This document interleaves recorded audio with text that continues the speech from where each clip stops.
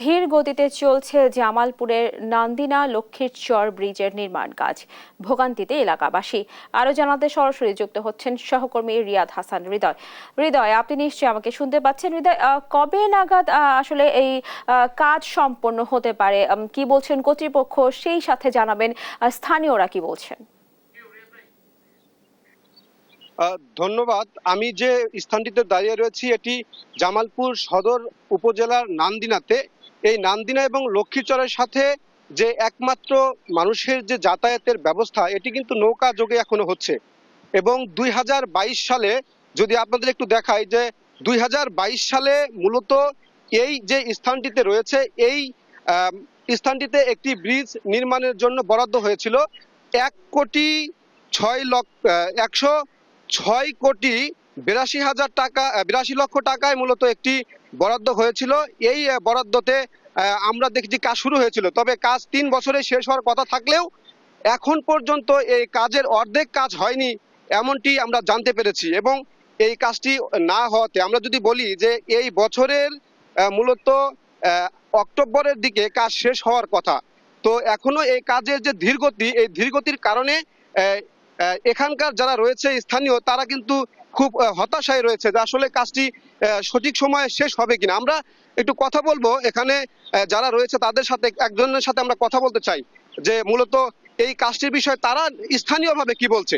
এই যে কাজটি হচ্ছে আপনারা আসলে এই মানে কেন ধীরগতি হচ্ছে এবং আপনাদের এই বিষয়ে আসলে কি বলছেন আপনারা? আমরা চাচ্ছিলাম দ্রুত গতিতে কাজটা হয়ে যায়। 2022 সালে এই কাজ শুরু করছে, এখন পর্যন্ত কাজের কোনো অগ্রগতি নাই। খুব ধীর গতিতে 2-4-10 জন লেবারে কাজ করে।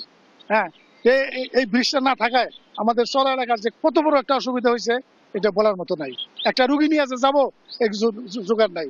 আমাদের এই ব্রিজ পার হওয়ার পরে 3-4 মাইলের মতো কোনো রাস্তাঘাট নাই, কোনো যানবাহনের ব্যবস্থা নাই। এই ব্রিজটা হয়ে গেলে ইনশাল্লাহ আমাদের এই রুগী পত্রগুলা, আমি আজকে এখন নগদ একটা রুগী নিয়ে আসছি।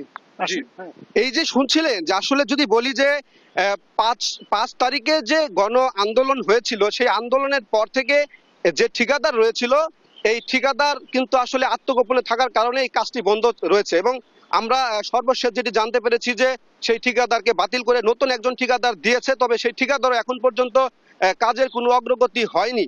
এবং এই কাজটি আসলে কবে নাগাদ শেষ হবে সেটি নিয়েও দুশ্চিন্তায় রয়েছে। তবে স্থানীয় যারা বলছে যে যদি এরকম আস্তে যদি কাজ হয় বা ধীরগতিতে যদি কাজ হয় তাহলে এই কাজটি শেষ হতে মিনিমাম আরো 5 বছর লাগবে। তবে এই স্থানীয় লোকজন বলছে যাতে দ্রুত সময়ের মধ্যে ঠিকাদার প্রতিষ্ঠান কাজ শেষ করে এবং বন্যা শুরু হওয়ার আগেই যেন মানুষ এই ব্রিজের উপকার ভোগ করতে পারে, এমনটি বলছে এই এলাকাবাসী।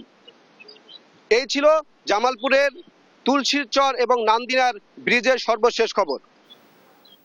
হৃদয়, আপনাকে ধন্যবাদ। দর্শক, শুনছিলাম জামালপুরের নান্দিনা লক্ষ্মীরচর ব্রিজের নির্মাণ কাজের সর্বশেষ খবরাখবর।